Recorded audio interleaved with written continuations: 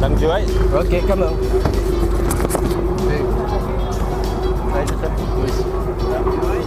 Allez, je me casse à Rating. Et direction Saigon. Ah, bam!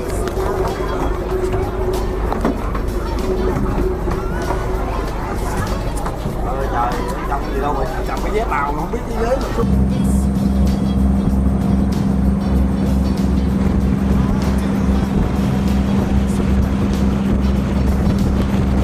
Ok, je suis sorti du Superdong là.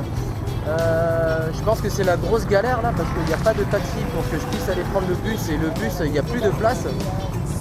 Donc ce que je vais faire là d'après moi c'est que je vais m'excentrer, enfin je vais plutôt aller au centre de Rating pour aller chercher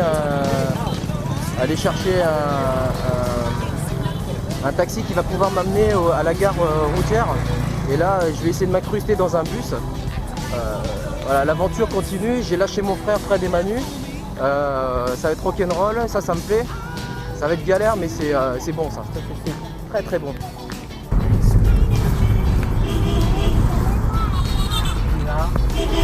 Ok, donc là j'ai trouvé une solution pour partir jusqu'à la gare routière. Apparemment, ce qui est sûr c'est que ça rend super service de parler le vietnamien. Les gens peuvent conseiller et me dire si je peux me faire arnaquer. Là en l'occurrence ils m'ont conseillé de ne pas prendre le Xeon parce que le Xeon c'est des mecs qui nous amènent en moto. Et là en fait ça coûte beaucoup plus cher que de prendre un taxi. Et là j'ai partagé le taxi avec une famille, là c'est génial, c'est top.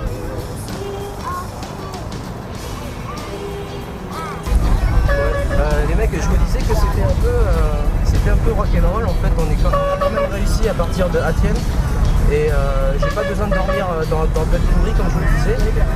Donc là, on est parti pour Camdo.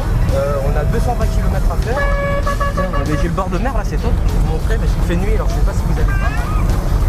Donc, on a 220 bornes et grâce à la petite famille qui est juste là, c'est eux qui m'ont aidé à monter dans le bus.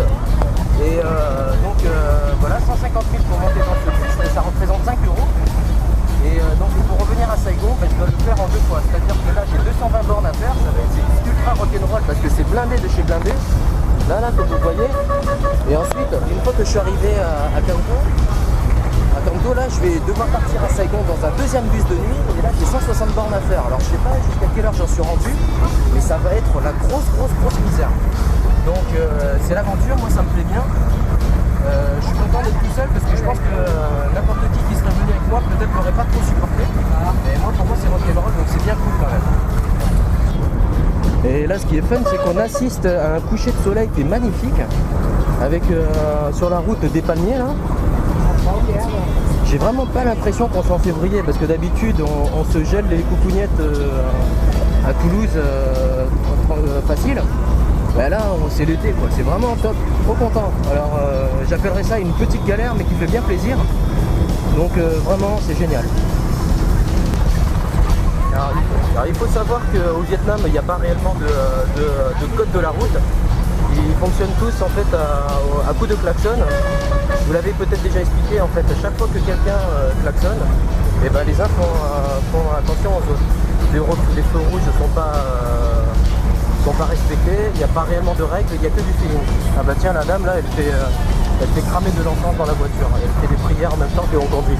Donc à mon avis, c'est rock'n'roll. Mais on est sur une petite route, on a une bagnole en face et des scooters sur le côté, c'est un truc de dingue. Et être devant, c'est un peu le flip quand même.